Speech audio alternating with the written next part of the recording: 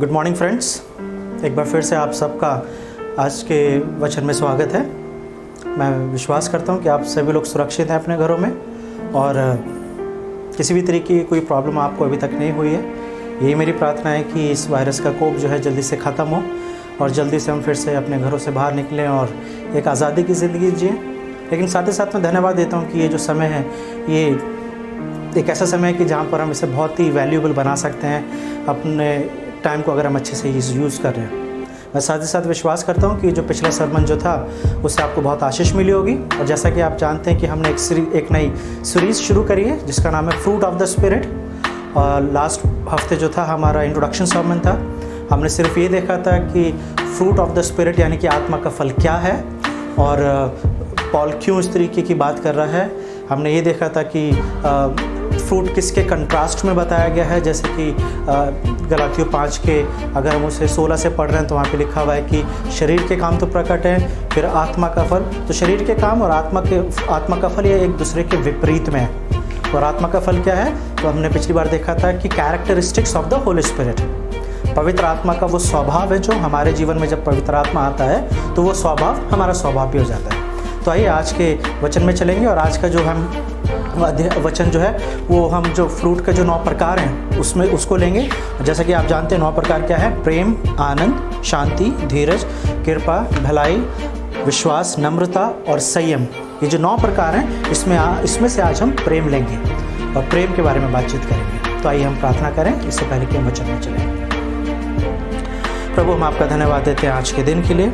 धन्यवाद देते हैं प्रभु कि एक नया दिन जो आपने हमारे जीवन में जोड़ा है, इस दिन की प्रभु वो सारी आशीष हम जानते हैं आपने पहले से हमें दे दी है प्रभु। विशेष तौर से आज के वचन के लिए हम प्रार्थना करते हैं प्रभु, इससे पहले कि हम अपनी बाइबलों को खोलें और आपके आज के वचन को सीखें प्रभु, हम अपने आप को एक एक जन आपके हाथ में दे देते हैं प्रभु, ताकि हमारी सोच, हमारे अटेंशन पूरी तरीके से आप पर हो प्रभु, ताकि जो भी कुछ हम सुनते हैं, सीखते हैं वो हमारे आत्मिक जीवन में काम आ सके। यीशु मसीह के नाम से इस प्रार्थना को आमीन। तो जैसा कि हम जानते हैं कि आज का संदेश जो है वो प्रेम के ऊपर है, यानी कि लव। प्रेम एक ऐसा शब्द है जो आज समाज में बहुत ज़्यादा यूज़ किया जाता है। ये एक ऐसा शब्द है कि हर एक चीज़ जो है वो प्रेम के आसपास घूमती है। ये एक ऐसा शब्द है जिसको कवियों ने, लेखकों ने और मूवी राइटर्स ने, फिल्म इंडस्ट्री ने, जैसे बॉलीवुड खास तौर से अगर हम बात करें, या टीचर्स या समाज के बहुत सारे वर्ग ने, बहुत सारे लोगों ने प्रेम को अलग अलग तरीके से डिफाइन करा है। This is the only word which has been used a lot and it is the only word which is where we can see the abuse. ये एक ऐसा शब्द है जो ज़्यादा यूज़ होता है और ज़्यादा इसका गलत इस्तेमाल भी हो रहा है। आज प्रेम को लेके अलग अलग विचारधारा है, प्रेम को लेके अलग अलग तरीका है लोगों का समझने का और समझाने का। अगर मैं आपसे पूछूं what is love, how you will define, प्रेम की क्या परिभाषा हो सकती है? और प्रेम की परिभाषा को आज के वचन में हम 2 तरीके से देखेंगे। पहला तरीका वो जो समाज बताता है कि प्रेम क्या है, और दूसरा तरीका वो कि हम बाइबल से देखेंगे कि परमेश्वर का वचन हमें क्या सिखाता है। और साथ ही साथ फिर हम ये देखेंगे कि प्रेम है क्या। तो पहला सवाल, जैसे कि मैंने आपसे पूछा कि व्हाट इज़ लव, बहुत सारी चीज़ें हैं जहाँ पर हम प्रेम के बारे में देख सकते हैं। जैसे मैंने बोला we use a lot the word love. हम किसी भी चीज़ के लिए बोल सकते हैं I love my family, I love my wife, I love my children, I love my toy और आई लव माई कार। हम किसी भी चीज़ के लिए बोल सकते हैं कि मैं उससे प्रेम करता हूँ। वो कोई ऑब्जेक्ट हो सकता है, कोई व्यक्ति हो सकता है, या कोई भी चीज़ हो सकती है। कई बार ये प्रेम जो है ये एक फीलिंग के साथ जोड़ा जाता है। Most of the people says that love is a feeling. ये एक ऐसी फीलिंग है जो आप व्यक्तिगत रूप से महसूस करते हो, और जैसा आप महसूस कर रहे हो ऐसा दूसरे लोग भी महसूस करें ऐसा ज़रूरी नहीं है। तो समाज हमें ये सिखाता है that love is a feeling. What you feel, it's not necessary that other also feel the same. For example, अगर आप इस संदेश को सुन रहे हैं और मान लीजिए कि आपको किसी से प्यार हो गया है, may be you fall in love with somebody, और जब आप अपने घर में जाके इस चीज़ को बोलते हैं कि आप किसी से प्यार करते हैं, तो हो सकता है आपके घर वाले नहीं समझेंगे उस चीज़ को, और उस समय में हो सकता है एक इशू फैमिली के अंदर दिखाई दे, एक प्रॉब्लम दिखाई दे। हो सकता है उस वक्त आपके डायलॉग्स हो सकते हैं कि मेरे घर वाले मुझे नहीं समझते हैं, दे डोंट अंडरस्टैंड मी। लेकिन प्रॉब्लम क्या है, जो आप फील कर रहे हो वो दूसरा फील नहीं कर सकता है। So for the world, love is a feeling. For the world, love is a kind of expression which you feel inside. उसी तरीके से अगर हम देखेंगे कि समाज और क्या क्या बताता है प्रेम के बारे में, जैसे कि मैंने यहाँ पे जो लिस्ट बनाई है उसमें लिखा है for some people love is a chemistry. प्रेम क्या है? प्रेम एक तरीके से रसायन, एक तरीके से एक विज्ञान है। क्या मतलब है इस बात का? पहली चीज वो ये बोलते हैं कि प्यार कभी भी किसी को कभी भी हो सकता है। You can't control love. हमारे समाज में खासतौर से मूवीज के अंदर इसके बारे में बात की जाती है, लव एट फर्स्ट साइट। एक हीरो होता है, वो मूवी में किसी को देखता है, किसी हीरोइन को, और देखते ही उसे प्यार हो जाता है। Love at first sight. तो समाज हमें क्या परिभाषा दे रहा है? समाज हमें ये बताता है लव वो है जिसे आप कंट्रोल नहीं कर सकते हो, ये कभी भी कहीं भी कैसे भी हो सकता है। This is the belief of the world. Second thing, the people say the love is a commitment. ये एक तरीके की एक ऐसा कमिटमेंट है कि एक आपकी तरफ से एक ऐसी एक जुनून है या कि आप उसको करना चाहते हैं। लव इज अ ब्लाइंड, प्यार अंधा है। Love is a passionate. When people are in love, जब लोग प्रेम में होते हैं तो वो बहुत सारी चीज़ों को नहीं समझते, they are just love something. या दूसरे तरीके से अगर देखें तो एक वर्ड और यूज़ किया जाता है लव के साथ है, और वो है इन्फैचुएशन। कईयों के लिए शब्द शायद नया हो सकता है। इन्फैचुएशन मीन्स कि आप किसी से पागलपन की हद तक प्यार कर रहे हैं। May be you don't understand that thing. वो जुनून, वो पागलपन जो बहुत तेज़ी से ऊपर जाता है और बहुत तेज़ी से नीचे आ जाता है। Like you become mad about something or somebody, but then all of a sudden you stop liking that person or that thing. जिस तरीके से एग्जाम्पल मैं दे सकता हूँ, जैसे कि बच्चों के पास जब नए टॉयज़ मिलते हैं, जब बिल्कुल बर्थडे पे उन्हें टॉय मिलते हैं तो वो बहुत खुश होते हैं उन खिलौनों से। लेकिन कुछ समय बाद वो उस खिलौने की वैल्यू भी नहीं समझते हैं। वो कमरे के किस कोने में पड़ा हुआ होता है, उन्हें उससे कोई मतलब नहीं होता है। लेकिन उस दिन, जिस दिन बर्थडे है या उस पर्टिकुलर हफ्ते में या उन 3-4 दिनों में, दे love that toy so much. वो उसी के साथ खेलते हैं। लेकिन कुछ समय के बाद that toy is not an important piece for their life. तो इन्फैचुएशन हो सकता है। कई बार लव को कंपैटिबिलिटी के साथ जोड़ा जाता है। कंपैटिबिलिटी का मतलब कि दो लोग आपस में, समाज में ये सिखाता है कि दो लोग आपस में कब प्यार कर सकते हैं, जब उनकी बहुत सारी चीज़ें एक साथ एक ही जैसी हो। जैसे कि maybe their likes and dislikes are the same.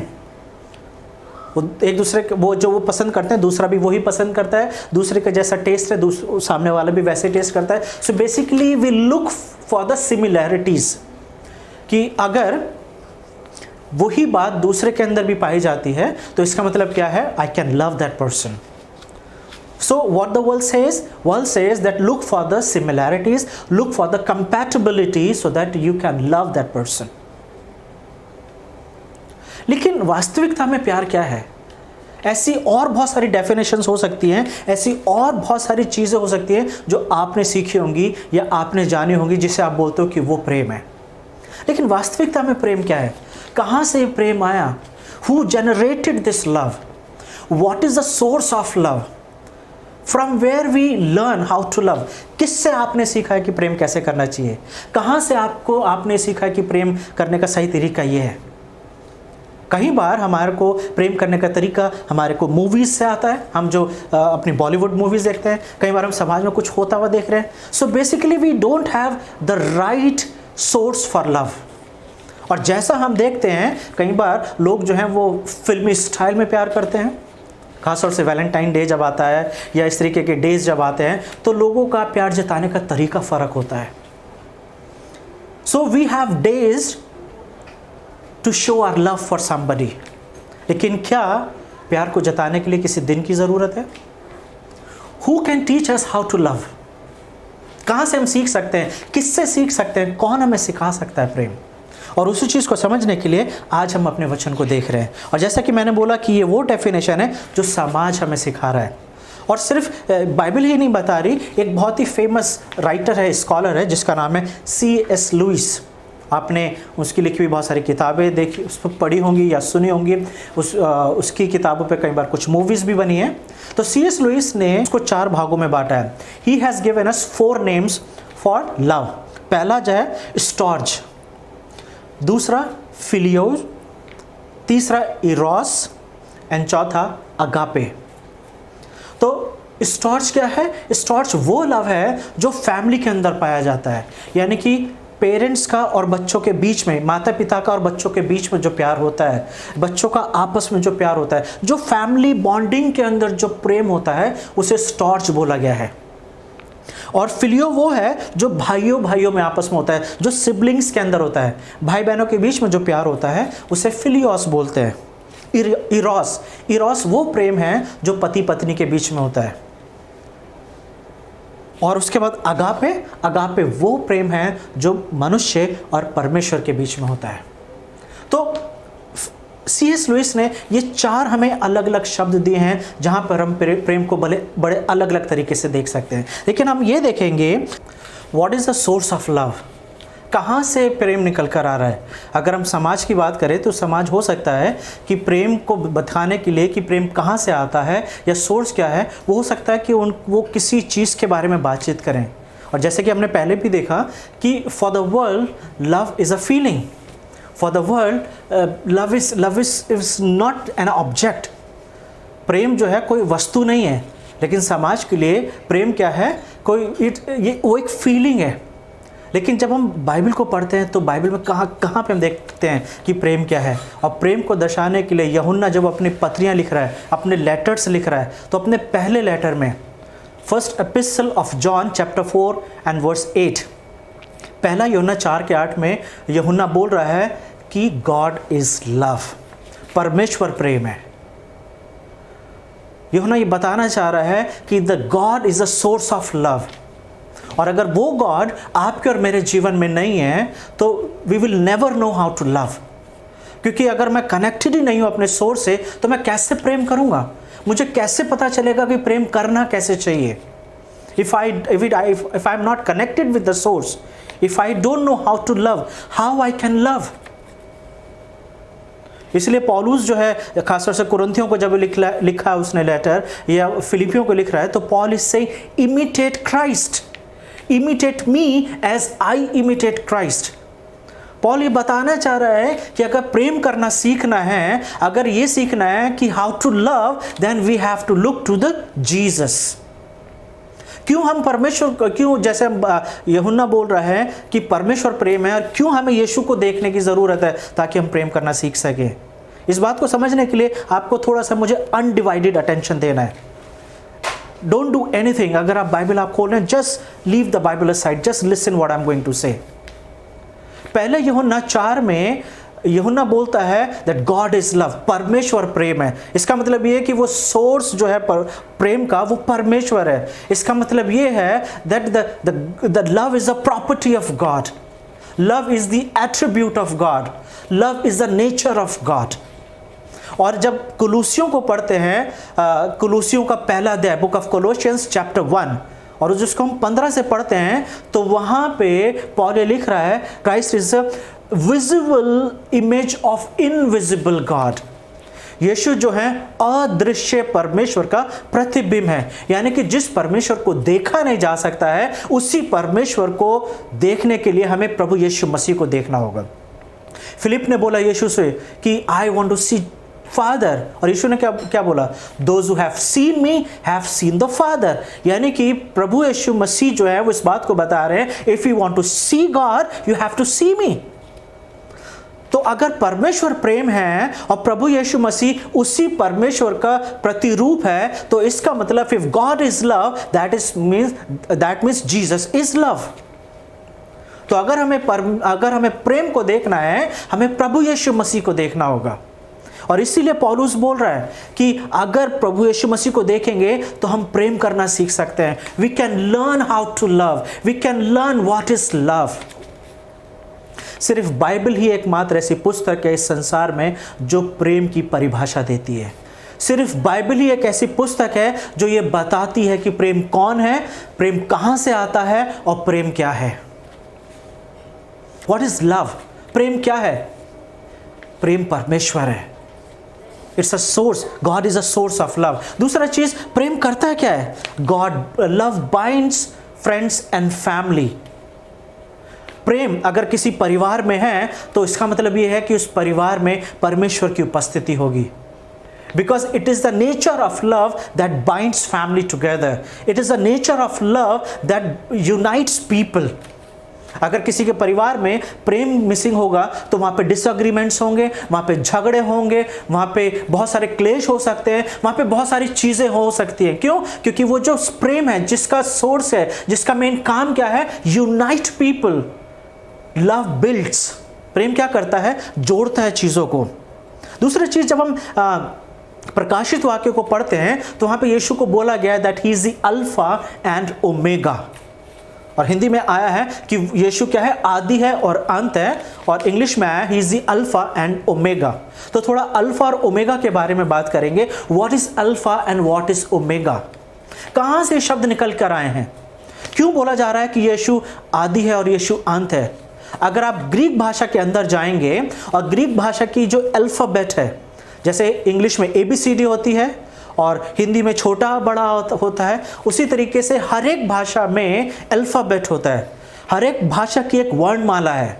तो जब ग्रीक की वर्णमाला की बात करते हैं, यानी कि यूनानी भाषा की वर्णमाला की बात करते हैं, तो यूनानी भाषा में जो पहला शब्द है वो है अल्फा, और यूनानी भाषा का जो आखिरी शब्द है वो है ओमेगा। यानी कि Jesus is the beginning and Jesus is the end. और उसी तरीके से अगर यीशु प्रेम है तो प्रेम जो है वो एक विश्वासी के लिए, हमारे क्रिश्चियन कम्युनिटी के लिए या पूरे समाज के लिए, love is the beginning and love is the end. वो प्रेम जो है वो शुरुआत होती है उसी से, और एक मसीह जीवन का अंत भी प्रेम से होता है। कहां देख सकते हैं हम इस प्रेम को? Today we have a sign where we can see the love, and that sign is the cross. सलीब वो चिन्ह है जहां पर हम प्रेम को देख सकते हैं। हो सकता है समाज के लिए सलीब जो है वो it's a sign of a defeat, एक हार का प्रतीक हो सकता है, और may be for the world the cross is a sign of a disappointment, निराशा का प्रतीक हो सकता है। लेकिन for us as a believer, हम जो विश्वास करते हैं, हम जो प्रभु यीशु मसीह पर आशा रखते हैं, हमारे लिए सलीब जो है एक आशा का चिन्ह है, एक प्रेम का चिन्ह है। क्योंकि जिस तरीके से हम यूहन्ना 3:16 में पढ़ते हैं that God so love the world, परमेश्वर ने जगत से प्रेम करा। This love is the property of God. परमेश्वर ने जगत से प्रेम करा और परमेश्वर ने अपने प्रेम को दिखाने के लिए अपना बेस्ट दिया है। God gave his best. Why? Because he want to show his love to the world. परमेश्वर प्रेम है और उसी प्रेम को दिखाने के लिए प्रभु यीशु मसीह को दिया, ताकि यीशु मसीह में हम परमेश्वर को देख सकें। किस परमेश्वर को? उस परमेश्वर को देख सकें जो क्या है? जो प्रेम है। आप जानते हैं बाइबल में प्रेम कितनी बार आया है? कम से कम 650 से लेके 700 बार पूरी बाइबल में लव शब्द आया, प्रेम शब्द आया, जिसमें 450 के करीब पुराने नियम में आया है और बाकी नए नियम में आया है। God is a source of love, God is love, it's God's nature. परमेश्वर ने जगत से प्रेम करा और अपना इकलौता पुत्र दे दिया। और जैसे कि यूहन्ना 15 में लिखा हुआ है कि ऐसे किसी ने प्यार नहीं करा कि किसी ने अपनी जान दे दी दूसरों के लिए। No one knows how love that much to give his or her own life for somebody. कोई किसी से इतना प्यार नहीं करता है कि अपनी जान दूसरों के लिए दे दे। It was only Jesus who died for your place and for my place. क्या जरूरत थी मारने की यीशु को? To show the love of God. आप जानते हैं पुराने नियम को जब हम देखते हैं तो बार बार ये चीज़ आ रही है, खासतौर से अगर आप पहली 5 किताबें पढ़ते हैं, हम लोग जो एक साथ बाइबल पढ़ रहे हैं, हम इस चीज़ बार बार आपने नोटिस करी होगी कि जहाँ पे मूसा ये बोल रहा है, परमेश्वर मूसा के द्वारा लोग इजराइलियों को बोल रहे हैं that remember that you were slave in Egypt. याद रखो कि तुम मिस्र में गुलाम थे। कल्पना कीजिए कि क्यों बार बार परमेश्वर इस बात को याद दिला रहे हैं। कई बार कुछ ऐसे पास्ट होते हैं, कुछ हमारे ऐसे बीता हुआ समय होता है जिसे हम याद नहीं करना चाहते हैं। खासतौर से वो समय जहाँ पर सिर्फ कड़वाहट है, वो समय जो बहुत ही अच्छा नहीं गया है, हम उससे याद नहीं करना चाहते हैं। But Bible is the only book where God is speaking to Moses and saying that say to the Israelites that they have to remember that they were slave in Egypt. उन्हें ये याद रखने की ज़रूरत है कि वो मिस्र में क्या थे? गुलाम थे। अब थोड़ी देर के लिए सोचिए क्यों याद रखने की ज़रूरत है? गुलामी में क्या क्या चीज़ उनके साथ हो रही थी और क्या क्या चीज़ें हैं जो उनके पास नहीं है। जब हम नंबर्स की किताब को पढ़ते हैं, गिनती की किताब को या व्यवस्था विवरण की किताब को, तो वहाँ पर हम देखते हैं कि जब वो लोग जंगल में हैं मूसा के साथ, तो इजरायली लोग वहाँ के खानों को याद कर रहे हैं। They are remembering the pomegranates, they are remembering the और जो भी चीज़ें हैं खाने की, वो उन्हें याद कर रहे हैं। उन्हें खरबूजे याद आ रहे हैं, उन्हें वहाँ की ककड़ी याद आ रही है, उन्हें वहाँ के अदरक लहसुन याद आ रहे हैं, उन्हें वहाँ की मछलियाँ याद आ रही हैं।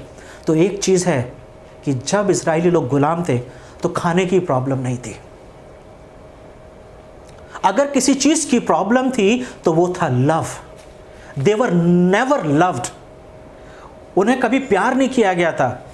उनके साथ सताव जरूर था, लेकिन उन्हें खाना पीना मिल रहा था और उनका जीवन चल रहा था। दे वर नॉट डाइंग।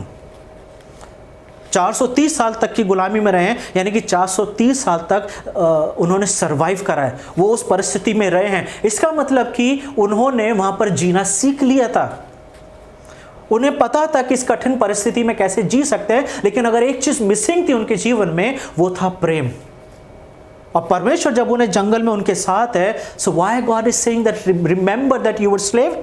क्योंकि परमेश्वर उन्हें यह बता रहे हैं कि you were never loved and now I am loving you. जिस प्यार की तुम्हारे जीवन में कमी थी, now you can experience that love, now you can see that love from your eyes. और वो प्रेम क्या है? परमेश्वर का। क्योंकि जब वो गुलाम थे तो वो काम करते थे, तब खाना मिलता था। लेकिन 40 साल इजरायली लोग काम नहीं कर रहे हैं और खाना खा रहे हैं। इस लॉकडाउन के समय में हो सकता है हमारे सामने एक चैलेंज है, एक चुनौती है। और वो चुनौती क्या है कि जब हमारी जॉब नहीं रहेगी तो हमारे पास सैलरी नहीं आएगी, और अगर सैलरी नहीं आएगी तो हम खाएंगे कैसे? Who will feed us? Who will take care my family? कहाँ से पैसा आएगा कि हमारा घर चलेगा? कहाँ से पैसा आएगा कि किराया दिया जाएगा? कहाँ से पैसा आएगा कि मेरे घर में राशन आएगा? लेकिन शायद बाइबल को जब हम देखेंगे तो हमें वो आंसर मिलता है। 40 साल इजराइलियों ने कोई काम नहीं करा। 40 साल वो 8 घंटे की ड्यूटी नहीं करते थे। 40 साल उनके ऊपर कोई मास्टर नहीं है जिनके अंडर में वो काम कर रहे हैं। For 40 years God was feeding them। और वही परमेश्वर जिसके बारे में बाइबल बोलती है, वही परमेश्वर जो प्रेम है, जो कभी नहीं बदलता, वही परमेश्वर जो इजराइलियों को 40 साल ध्यान रख रहा था। I can give you guarantee that the same God will take care you and me। वही सेम परमेश्वर जो कभी नहीं बदलता, वो इस लॉकडाउन के समय में भी आपकी और मेरी चिंता कर सकता है। इस लॉकडाउन के समय में भी वो आपको और मेरे को हर एक वो चीज़ प्रोवाइड करेगा, मुहैया कराएगा जिसकी आपको और मुझे ज़रूरत है। हमारा क्या काम है? हमारा काम ये है कि हमें प्रभु यीशु मसीह को अपने जीवन में बुलाने की ज़रूरत है। We have to invite Jesus in our heart. जैसे प्रकाशित वाक्य 3 के 20 में लिखा हुआ है कि देख मैं द्वार पे खड़ा हुआ क्या कर रहा हूं? खटखटा रहा हूं। Jesus wants to come in your life and in my life. वो हमारे जीवनों में आना चाहते हैं, वो हमारे दिल में आना चाहते हैं। वो चाहते हैं ताकि जहां वो रहें वहां पर हम रहें। क्या आज हम यीशु को वेलकम कर सकते हैं अपने जीवन में? क्योंकि जिसके पास पुत्र है उसके पास सब कुछ है। दूसरा, और अगर हम इस बात को समझें कि प्रेम को हम कैसे समझ सकते हैं, तो उसके लिए हमें 1 कुरिन्थियों और उसके 13वें चैप्टर को जब हम देखते हैं तो उसको खास तौर से अगर मैं 4 से आपके सामने पढ़ूं तो वहाँ पे क्या लिखा हुआ है? बहुत अच्छे से पौलुस जो है प्रेम को डिफाइन कर रहे हैं।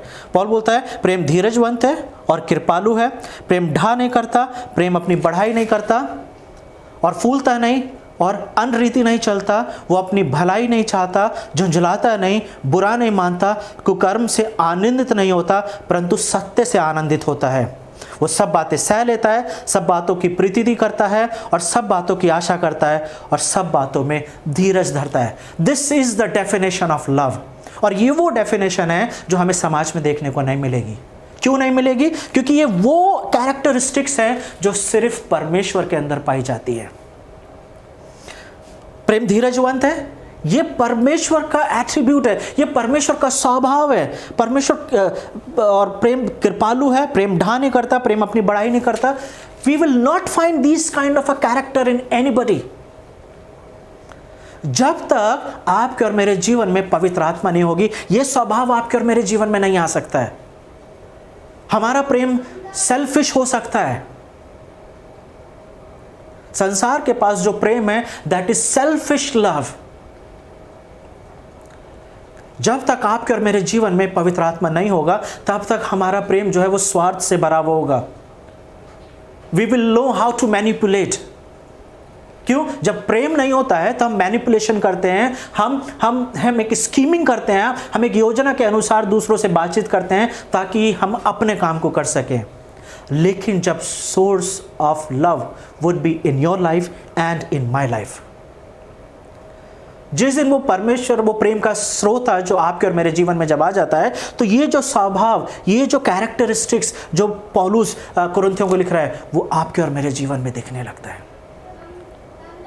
पहले स्थान पे इसलिए रखा गया है क्योंकि प्रेम ही है। प्रेम के बाद ही आनंद आता है, प्रेम के बाद ही शांति आती है, धीरज आता है, विश्वास बढ़ता है, सेल्फ कंट्रोल आता है। तो हमें ये सवाल पूछना है कि आपके और मेरे जीवन में वो प्रेम पाया जाता है? क्योंकि हो सकता है कि कई बार जब हम प्रेम की बात करते हैं, we sometimes talk about the talents and gifts, और इसलिए पहले 3 वर्सेस के अंदर पहले कुरिन्थियों में Paul is saying, may be imagine that you are a most talented person in the world. ऐसा मान लीजिए कि आप संसार के वो व्यक्ति हैं कि आपके लिए कोई भी चीज़ असंभव नहीं है। आप भविष्यवाणी करना जान सकते हैं, आप बहुत अच्छे म्यूजिशियन हैं, आप प्रोफेसी कर सकते हैं, आप बहुत सारी भाषाएं बोल सकते हैं, आपके पास बहुत सारी डिग्रियां हैं, आपकी क्वालिफिकेशन ज़बरदस्त है, you are rich, you have enough money, you have cars, everything you have, but if you don't know how to love, आप सब कुछ कर सकते हैं, लेकिन अगर आपको ये नहीं पता है कि प्रेम कैसे किया जाता है, so Paul is saying basically you are a man without soul. आप उस व्यक्ति के समान हैं जो जीवित नहीं है। Basically you are a dead man.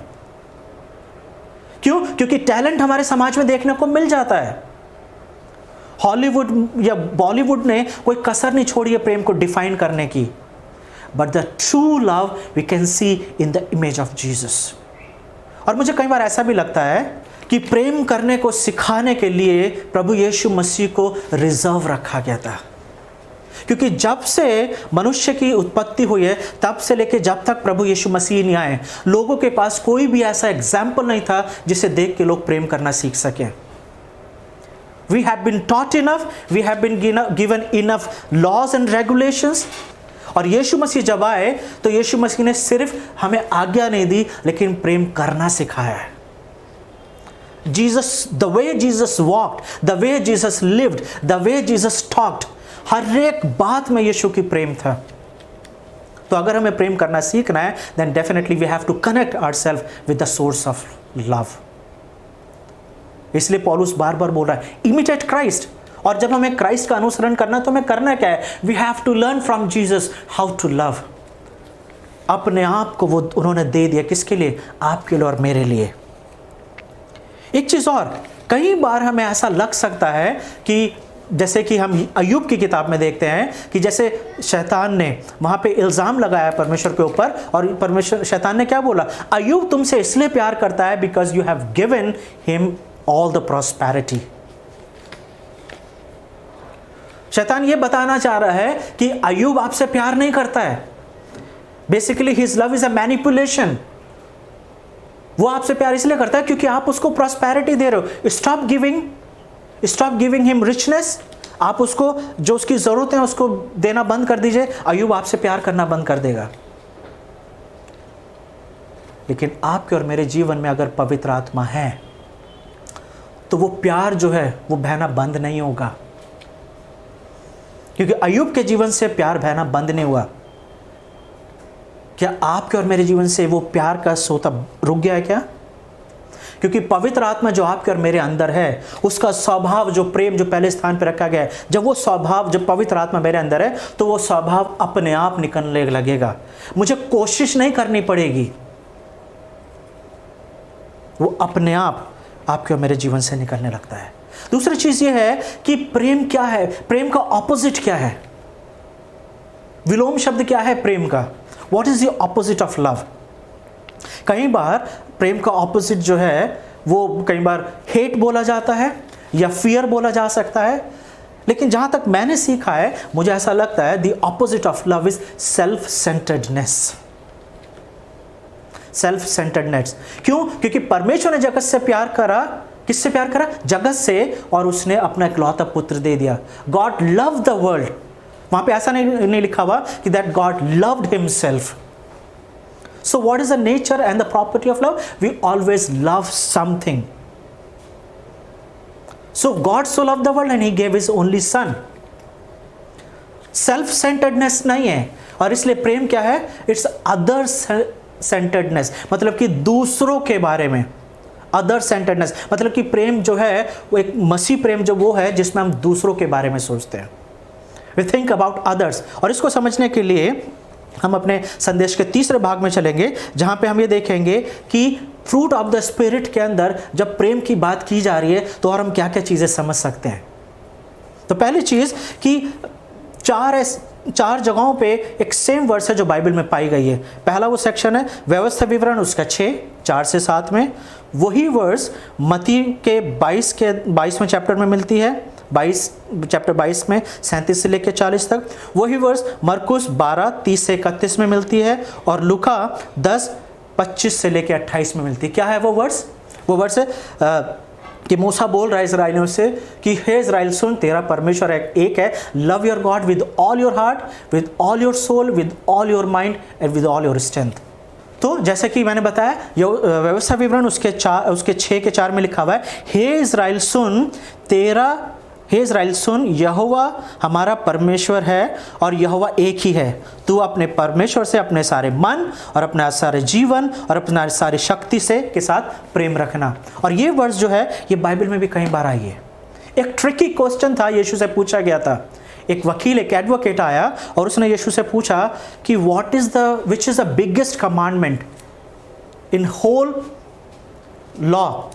एक ट्रिकी क्वेश्चन था। सवाल ये पूछा जा रहा है कि जितनी भी आज्ञाएं हैं उनमें से सबसे महान आज्ञा कौन सी है? कितनी आज्ञाएं हैं जानते हैं आप? कितनी आज्ञाएं हैं बाइबल में? खासतौर से जब हम तोरा की बात कर रहे हैं, पंच ग्रंथ की बात कर रहे हैं, जहां पर व्यवस्था दी गई है, तो उस पूरी व्यवस्था में से यानी कि कितनी है वो? 613 आज्ञाएं हैं। 613 वो कॉन्स्टिट्यूशन है, वो आज्ञाएं हैं जो परमेश्वर ने अलग अलग समय पे इजराइलियों को दी हैं। और ये जो वकील है, जो नए नियम में हम देख रहे हैं, खासतौर से अगर मैं मरकुस, उसको मैंने निकाला हुआ है, मरकुस 12 और उसका 30 और 31, वहां पे वो आके पूछ रहा है कि 613 आज्ञाओं में से कौन सी आज्ञा सबसे महान है। और यीशु वहां पर ये बताते हैं कि सबसे महान आज्ञा क्या है, और सब आज्ञाओं में से यह मुख्य है, हे इस्राएल सुन, प्रभु हमारा परमेश्वर एक ही प्रभु है, और तू प्रभु अपने परमेश्वर से अपने सारे मन से और अपने सारे प्राण से और अपने सारी बुद्धि से और अपनी सारी शक्ति से प्रेम करना। So the total commandment are 613 आज्ञाएं हैं। और इन 613 आज्ञाओं को अगर उसका निष्कर्ष निकालना है, उसका कंक्लूजन निकालना है, तो वो ये है कि अपने परमेश्वर से प्रेम करना। और उसका दूसरा भाग क्या है? Love your neighbour as your self. अपने पड़ोसी से अपने समान प्रेम कर, और परमेश्वर से अपने सारे मन से, अपने सारे जीवन से, अपनी सारी शक्ति से, अपने सारे प्राण से क्या करना है? प्रेम करना है। So we can see that love is the vital, love is the main part in whole Bible. जो 613 आज्ञाएं दी हैं इजराइलियों को, वहां पे भी प्रेम करने की बात की जा रही है। यीशु ये बोल रहे हैं कि हो सकता है कि वहां पे विधियों की बात की गई है, वहां पर हो सकता है कि घर कैसे बनाना है इसकी बात की गई है, या हो सकता है वहां पे कैसे शुद्ध रहा जाए, लेकिन इन सब के पीछे रीजन क्या है? इन सब के पीछे रीजन यही है कि that people have to learn how to love God, और दूसरा चीज हाउ टू लव अदर्स। तो क्या आप और मैं दूसरों से प्यार करना सीख पाए हैं? क्या आप और मैं दूसरों से प्यार करते हैं? क्या आप और मैं कह सकते हैं कि हम परमेश्वर से वैसा प्यार करते हैं जैसा परमेश्वर चाहता है? मैं आपको बताना चाहता हूँ, हम परमेश्वर से वैसा प्यार नहीं कर सकते हैं जैसा हमसे एक्सपेक्ट किया गया है, और इसीलिए हमें पवित्र आत्मा दिया गया। यीशु ने बोला, मैं तुम्हें असहाय नहीं छोड़ता हूँ, लेकिन एक मददगार भेजूंगा। आपने कभी सोचा है why we need help?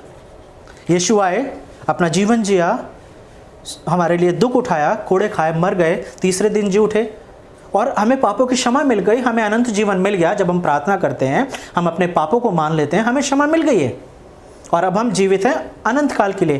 Then why we need Holy Spirit? यह पवित्र आत्मा इसलिए दिया गया है ताकि हम परमेश्वर से प्यार करना सीख सके, क्योंकि जब तक पवित्र आत्मा नहीं होगा आपके और मेरे जीवन में, हम परमेश्वर से प्रेम नहीं कर पाएंगे। शायद हमें नहीं आ पाएगा, हो सकता है हमें टेक्निकलिटीज पता होंगी, हमें विधियां पता होंगी, हमें रूल्स और रेगुलेशंस पता होंगे, but still we will be far from the kingdom of God.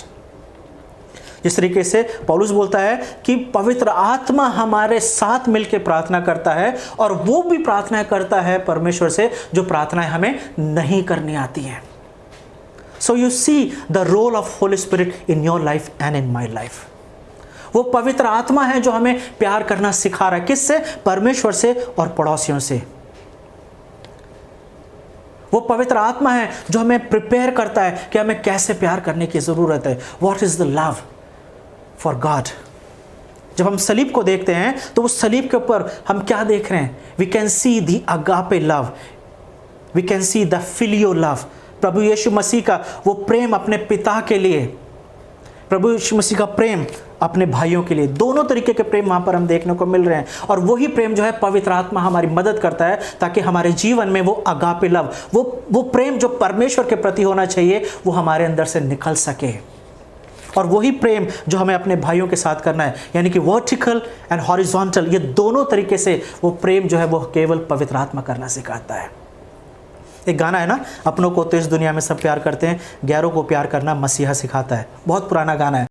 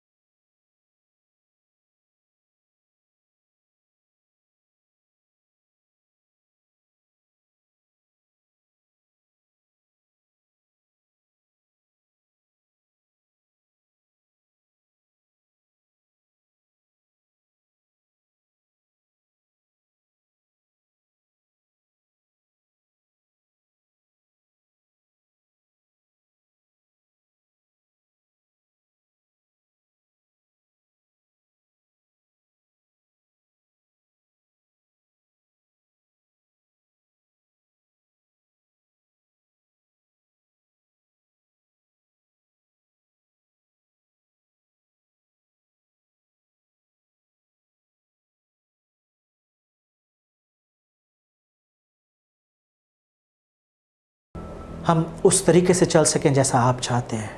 हम धन्यवाद देते हैं इस वचन के लिए। यीशु मसीह के नाम से इस प्रार्थना को मांगते हैं, आमीन।